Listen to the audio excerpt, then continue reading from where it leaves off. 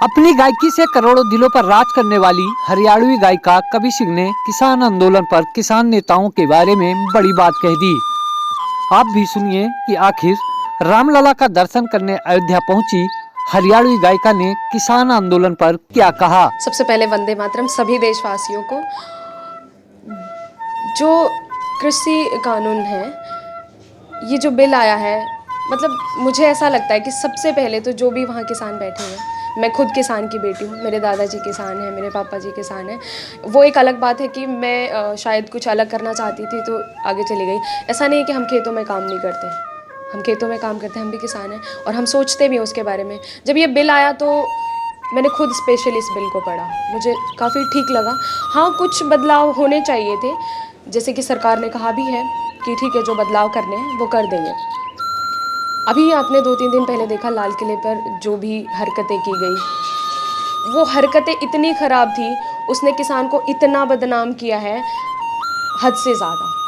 किसान अच्छे से आराम से प्रोटेस्ट कर रहे थे, लेकिन ये जो हरकतें हुई हैं ये इतनी ख़राब की गई हैं। चाहे ये किसानों की बीच में जो बैठे हुए हैं राजनेता, कई सारे, जैसे अब राकेश टिकैत हैं और भी बहुत सारे नेता हैं, मैंने उनके बारे में पहले भी बोला हुआ है कि सिर्फ अपनी राजनीतिक रोटियां सेकने के लिए वो बैठे हुए हैं।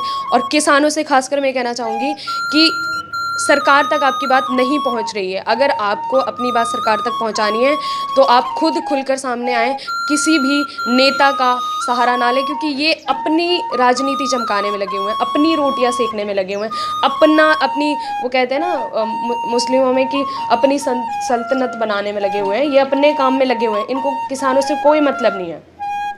कितने किसानों की अभी भी कई सारे किसान जख्मी हुए हैं, कई सारे किसानों की मृत्यु हो गई है, कितने सारे किसान शहीद हो गए। आप खुद बताइए, राकेश टिकैत को आपने कभी भी रोते हुए देखा? किसी की भी मृत्यु पर नहीं। कभी भी उन्होंने खाना छोड़ा?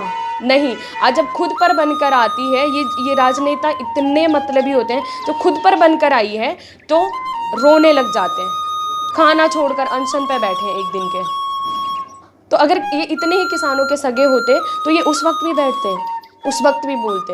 लेकिन जब लगा कि हाँ अब मेरा नंबर आ गया है, किसान समझ चुके हैं, सरकार पीछे हट चुकी है, अब तुम फंस रहे हो, तो रोने लग जाते हैं। क्यों? क्योंकि भोली भाली जनता है, किसान कितना भोला है, उसको बहकाने में लग गए।